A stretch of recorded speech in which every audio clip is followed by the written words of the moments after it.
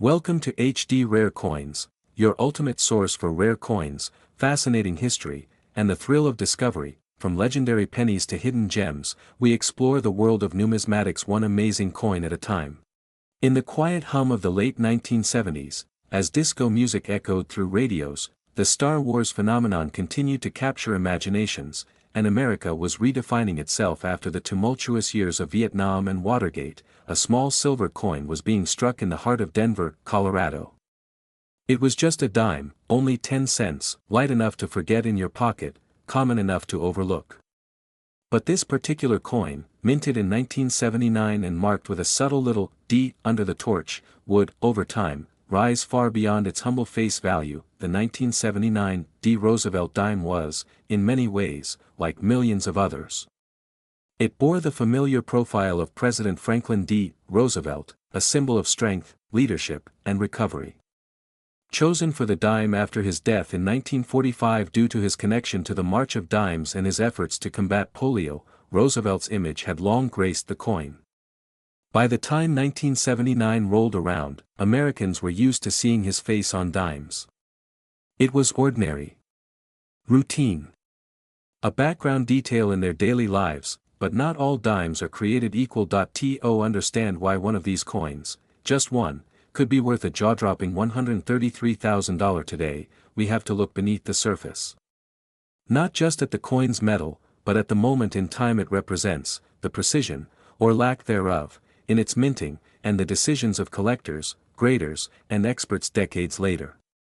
We must dive into the tiny world of coin die varieties, minting quirks, and human oversight to uncover what makes one dime so incredibly valuable while millions of others remain in circulation, worth no more than their 10-cent label. The Denver Mint, nestled against the backdrop of the Rocky Mountains, has long been a powerhouse of coin production.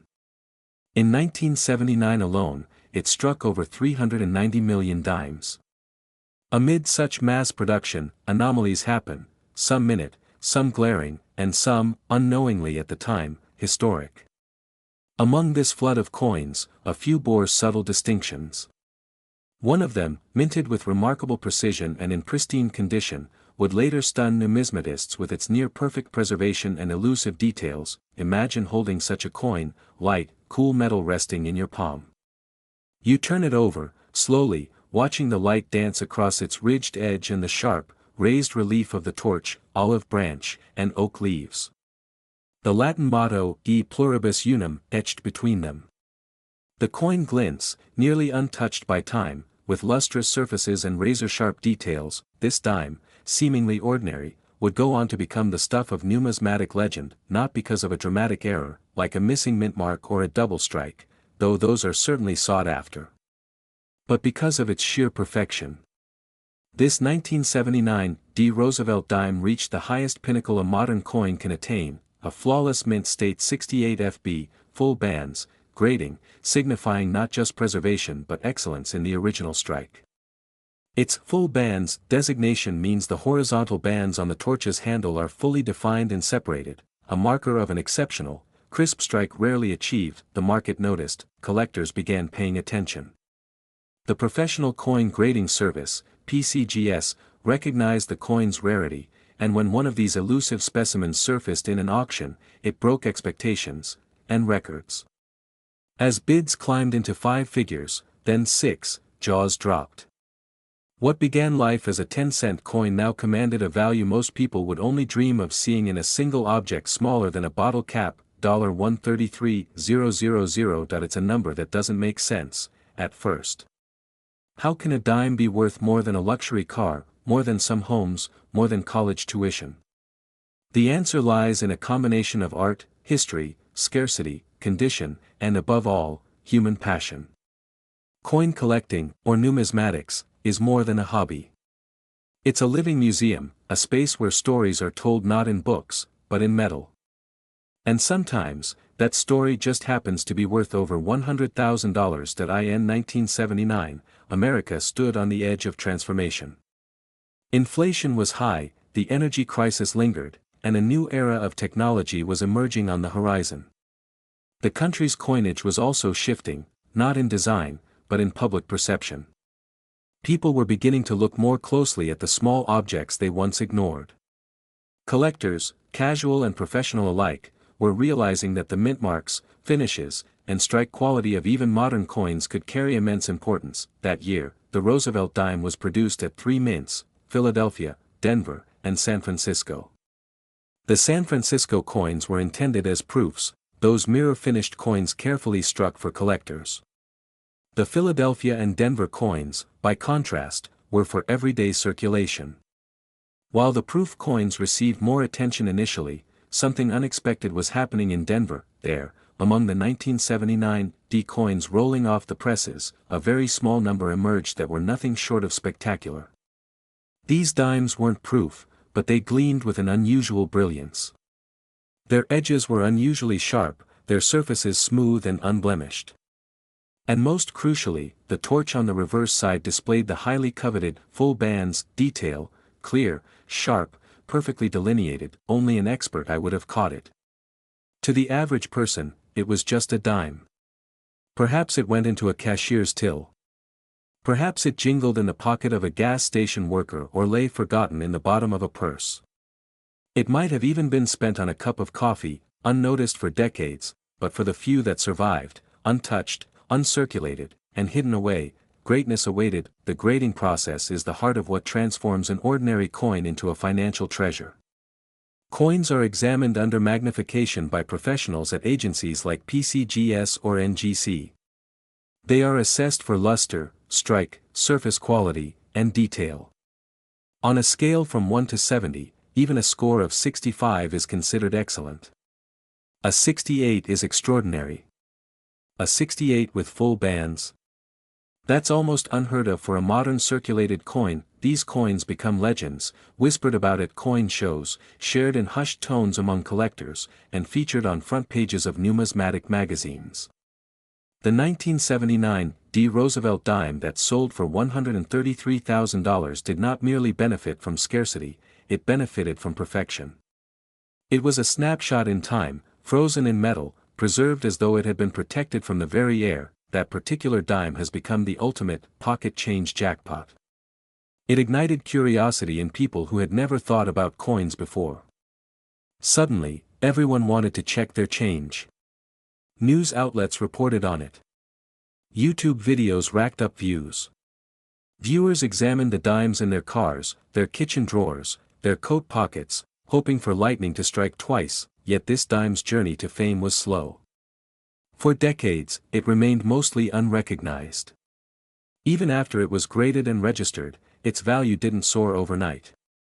It took years of market development, education among collectors, and a growing appreciation for condition rarity before the bidding reached 6 figures. Behind the scenes, experienced collectors saw it coming.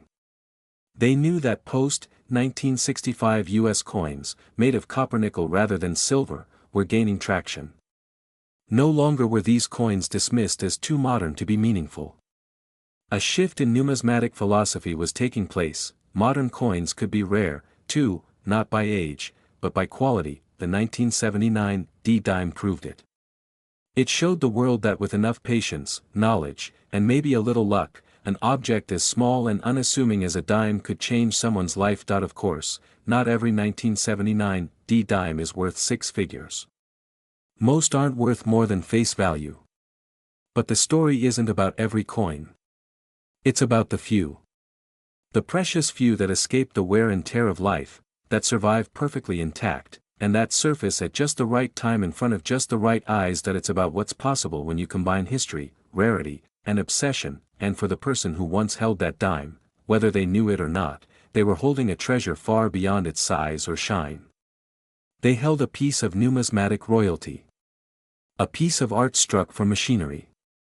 A symbol of luck, timing, and precision. And in the end, that 1979 D. Roosevelt dime, graded MS-68 full bands by PCGS, sold for a staggering $133,000. The year 2002 was a time of reflection and transformation in the United States. Just a year after the world was shaken by the events of September 11, the American spirit was focused on resilience and unity. People were adapting to a changing world, and even the smallest elements of daily life took on new layers of meaning. Among these unassuming details was a small copper-colored coin, lightweight, common, and often overlooked. It clinked in pockets, disappeared in couch cushions, and was dropped into vending machines without a second thought. It was a penny, bearing the familiar profile of Abraham Lincoln.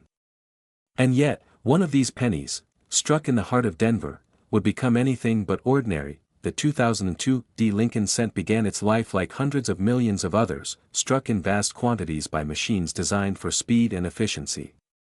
On its obverse, Lincoln's solemn profile stared out in silent dignity, a tribute to the president who preserved the Union during the Civil War and paid the ultimate price for his country. On the reverse, the Lincoln Memorial stood in firm simplicity, a symbol of democracy and unity, but among the flood of coins minted that year, a very small number were destined to become extraordinary. Not because they were different in design, but because of their immaculate condition, coins that somehow escaped the scuffs, marks, and scratches of circulation. Among these, one particular 2002 penny rose above the rest. It was minted with astonishing sharpness, preserved with near unbelievable care, and ultimately recognized for what it truly was, a modern-day treasure. The Denver Mint, responsible for producing billions of coins annually, is known for its efficiency and scale. In 2002 alone, it struck over 3.4 billion Lincoln cents. With numbers that massive, the idea that one coin could become so valuable might seem absurd. But rarity in the world of coin collecting isn't just about how many were made, it's about how many survive in perfect condition.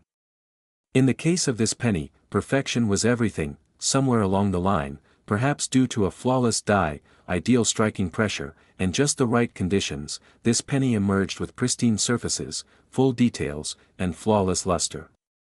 Not a single blemish marred its fields. The tiniest lines in Lincoln's coat and the intricate columns of the memorial were sharply defined. And crucially, this coin remained untouched. It never circulated. It was likely plucked from a mint set, carefully handled, and eventually sent to a professional grading service. It was there, under magnification and the eyes of experts at PCGS, that the coin's destiny was sealed. Graded MS-70 red, a perfect score. This was not just rare. It was nearly impossible. For a coin struck in such massive numbers to survive in absolutely perfect condition is the numismatic equivalent of winning the lottery. And in the world of collectors, it was a revelation. News of the coin's existence began to ripple through the community.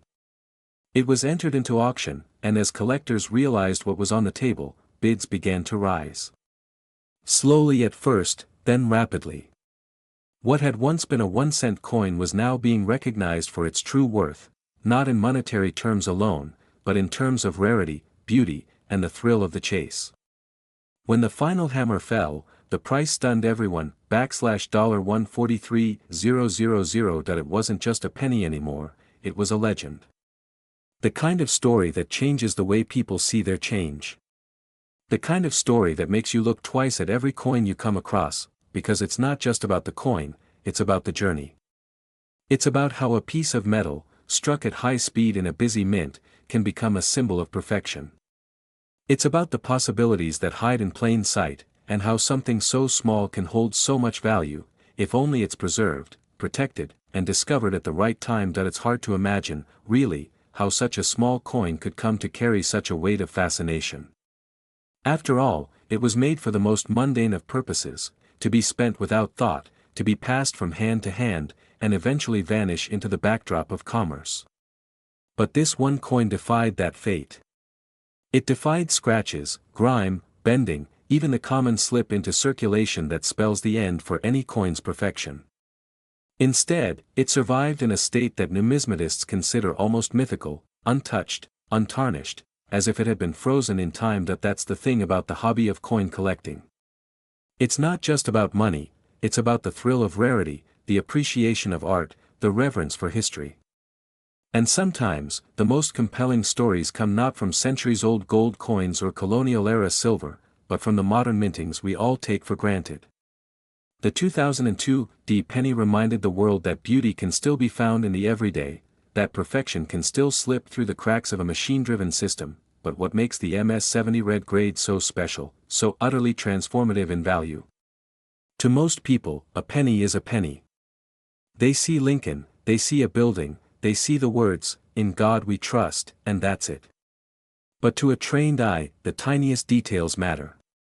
A perfect MS-70 coin means that even under 5x magnification, there are no post-production imperfections, no nicks, no spots, no hairlines, no soft edges. The coin looks exactly as it did the second it fell from the press. That kind of perfection isn't common. It's not even probable. In fact, it's a marvel of timing and luck. Coins rub against each other. They slide into bags. They hit metal, plastic, and even the human hand. And each moment is a risk. Each moment that could leave a scratch or dull a shine is one more opportunity lost for a coin to reach that perfect grade. That's why this 2002 D penny, preserved with such exacting care, stands in a league of its own. Somewhere, someone recognized its potential early on. Maybe it was a sharp-eyed collector sifting through a fresh roll. Maybe it was a mint-set enthusiast, who saw something special in the tone of the copper, the gleam of the surface. Whoever it was, they made a choice that would echo across the numismatic world. They sent it to be graded. And what came back was not just a confirmation, it was a revelation. Collectors began to whisper about it at coin shows. It became the center of conversations, of speculation, of awe. Could there be others like it? Had anyone else found a 2002 D with similar perfection? The answer, largely, was no. While many high-grade examples exist, MS-66, MS-67, even the occasional MS-68, none matched the absolute, clinical flawlessness of this particular specimen. It was the only one known at the time with such a pristine score and a red designation, indicating the full original copper color had been retained without the slightest trace of oxidation or fading. The rarity, combined with the growing interest in modern coinage, pushed its value higher and higher. It was no longer just a penny. It had crossed into the realm of fine collectibles, where provenance, presentation, and condition formed the backbone of desire. And this coin had it all. That simple question, "Could I have one too?" has sent waves of curiosity through households, schools, flea markets, and dusty drawers across America. It's the kind of question that awakens a quiet hope in people, the idea that perhaps something valuable could be hiding in plain sight. The 2002 D penny didn't just spark excitement because it was worth money. It stirred something deeper, wonder. Wonder at the notion that a coin so ordinary, so overlooked, could become something so extraordinary. Coin collecting has always been a pursuit of detail and patience. For decades, seasoned collectors have combed through coins by the thousands, searching for anomalies, for mint errors, for rare conditions. But the story of the 2002 D penny reminded even these seasoned veterans that perfection itself, without errors, without oddities, could be the most valuable trade of all. This penny had no double die, no off-center strike, no planchet flaws. It wasn't an error coin. It was flawless by design. And that, in itself, made it exceptional. It also underscored the importance of grading, a process that, for many outside the numismatic world, seems arcane. But for those inside it, it's the very essence of value. A coin's grade is its identity, its passport into the world of serious collecting. And while most coins fall between MS-60 and MS-65, crossing the barrier into MS-68 or MS-69 is rare. Reaching MS-70 is practically unheard of, especially for coins made in massive quantities for general circulation. The red designation on this coin added another layer of prestige. Over time, copper coins often fade to brown or develop spots due to oxidation. A red penny retains that bright, original mint-fresh tone. To find a 2002 D penny with both the red hue and an MS-70 grade is like finding a needle in a haystack. If the haystack spanned the entire country, the sale of this penny wasn't just a headline. It was a statement. It told collectors and casual observers alike that modern coins, even those from the 21st century, deserved a second look. It challenged the old belief that only ancient or silver coins had real value. It brought the modern penny into the spotlight in a way not seen since the early Lincoln Wheat series. As word spread, it inspired action. Coin shops reported a spike in interest for 2002 pennies. eBay listings popped up with hopeful prices. Collectors revisited their mint sets and coin albums, scrutinizing every cent with a fresh sense of possibility. Even children began asking their parents for rolls of pennies to search through, hoping lightning would strike again. In the quiet corridors of time, far from the hustle of modern marketplaces and shimmering cities, there was a coin born of purpose, history, and identity. It was the year 1376 according to the Hijri calendar, a date that marked a moment of subtle yet meaningful transformation in the Kingdom of Saudi Arabia. The world around the kingdom was shifting. Oil had begun to turn the tide of fortunes, the nation was embarking on the path of modernization, and with it, came a need to standardize and represent itself in every way, even in its smallest currency. From that era emerged a modest yet remarkable piece of metal, the 1 Gersh coin. At a glance, it might seem simple, unassuming even. But held in the palm of one's hand, it whispered stories of national pride, cultural heritage, and a transition between eras. The coin was more than just money, it was a marker of identity. Crafted from copper-nickel alloy, it bore inscriptions in graceful Arabic calligraphy, its numbers reflecting the Hijri date 1376, corresponding roughly to 1956 in the Gregorian calendar. In that time, Saudi Arabia was finding its voice in the global economy. The coinage, though modest in size and denomination, was symbolic of control over trade and sovereignty. The Gersh, or Kirsch, held a role not just as a unit of value but as a part of a much older Arabic monetary tradition.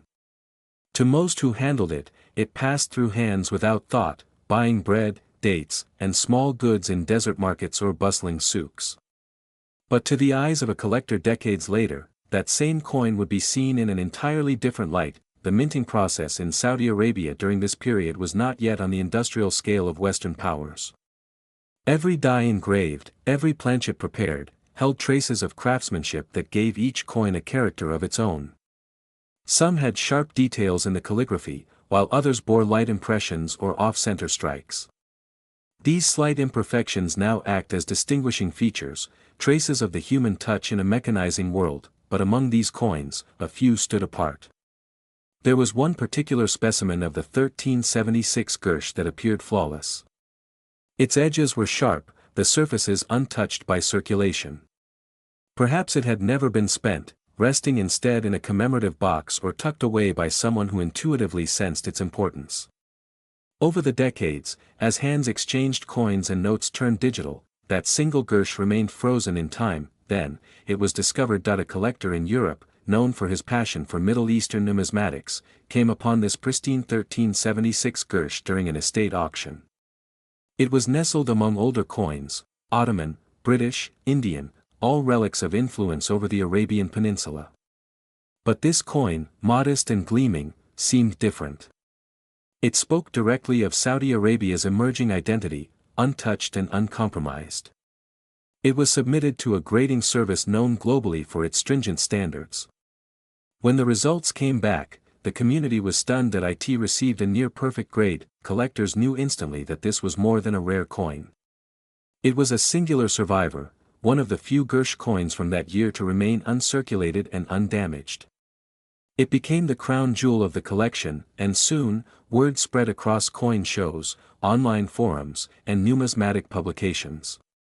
Enthusiasts of Islamic coinage, Middle Eastern history, and rare world coins turned their eyes toward the kingdom's modest copper-nickel relic. When it went to auction, the excitement was palpable. Bidding began cautiously, then surged as its story and condition came to light. Collectors from the Gulf, Europe, and North America vied for the prize.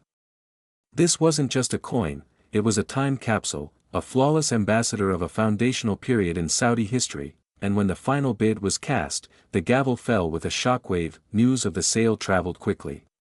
Collectors in Riyadh, Jeddah, and beyond began to dig through their old drawers, their fathers' collections, inherited cigar boxes filled with rattling change from years long gone. Coin dealers began receiving phone calls asking if any 1376 Gersh coins were still available. Many were, but none in such condition. Most had the dull gray patina of time, scratches from markets and pockets, the honest wear of a coin that had served its purpose. But now, those very same coins were viewed with new eyes. What was once common had become culturally significant.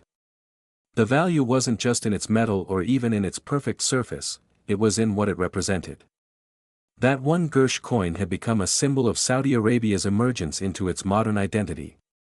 The script on its face now seemed to carry more meaning, the numerals heavier with heritage, the rim more elegant than functional. This one coin had not only risen in value but had also lifted the reputation of an entire era's coinage. Historians began to pay closer attention. Discussions emerged around the influence of early Saudi coin design, how it merged Islamic tradition with modern statecraft, and how those coins reflected the growing importance of the kingdom on the world stage. Even non-collectors began to show interest. News channels ran brief segments. Financial pages mentioned it in articles about rare collectibles. The coin, like a quiet legend, slipped into the broader narrative of cultural memory. For many, the story became personal. People remembered their grandparents using these coins. Shopkeepers from the old towns of Mecca or Medina recalled handing out change in Gersh pieces. There were stories of children buying sweets with them, of merchants stacking them in leather pouches, of dusty banks in desert outposts counting them by the handful. The Gersh wasn't just currency, it was memory, ritual, and rhythm, and while the $143,000 coin stood alone in terms of perfection, every other Gersh from that year began to carry a bit of that magic. People started preserving their finds more carefully, slipping them into holders, keeping them safe. Families passed down their modest collections with new pride. Schools and cultural centers invited collectors to speak about the hidden treasures of national heritage. What had started as a numismatic curiosity had become a quiet cultural revival. The coin itself, with its small diameter and light weight, seemed fragile at first glance. But in reality, it was strong, durable enough to cross decades, to carry its story through generations. Its Arabic script, curved and confident, seemed to echo the pulse of tradition. Its date, 1376, was a fixed point in an ever-shifting sea of history. The collector who won the auction remained anonymous for a time. But eventually, it was revealed that the winning bid came from a Saudi national, a lifelong enthusiast who felt the coin belonged back in the kingdom. He displayed it at a private event during a cultural heritage week, where dignitaries and youth alike came to view it. Encased in a crystal-clear slab, under precise lighting, the coin looked more like a gemstone than currency. Children stood in awe. Elders nodded with recognition. And in that moment, the Gersh returned not just to the land, but to the heart of the people. The private viewing became more than just an exhibition, it became a moment of national reflection. People lined up patiently to see a coin that most had once overlooked.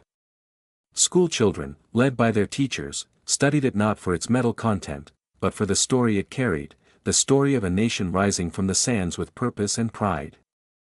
Scholars gave short talks. Elders whispered memories. Some even brought their own Gersh coins in small paper envelopes, hoping they, too, carried something rare. But what truly captured the imagination was not just the monetary value of the coin. It was what the coin had survived. The world had changed dramatically since 1376 in the Hijri calendar. Kingdoms had shifted, borders had been redrawn, and economies had risen and fallen. Yet this small coin remained. Unchanged, untouched by politics or power struggles. It simply was, an artifact, a witness, a relic. The man who owned it, deeply moved by the response, later offered the coin to a national museum, not for sale, but on permanent loan. He believed it should be seen by all Saudis, not kept in a vault or traded in hushed auctions. His decision was praised across the country. Social media buzzed with images of the coin, young Saudis posting photos of themselves standing beside its display, learning from docents about how money had once looked, how it reflected the soul of a nation in its earliest modern years. The museum created an entire exhibit around it. They called it One Coin, 1,000 Stories. It wasn't just about the coin itself anymore, it was about what it represented: resilience, identity, legacy. Coins from surrounding years were displayed nearby. Old shop signs, photographs of merchants, oil-era bank ledgers, all contextualized how important the Gersh once was in daily life, and in that setting, something shifted again. People stopped seeing coins as just currency. They began seeing them as windows into who they were and where they came from. The 1376 Gersh became a point of pride. Fathers began telling their children stories of the old currency. Coin collecting clubs gained new members. Even those who had never held an interest in numismatics found themselves curious, wondering what lay forgotten in their own homes.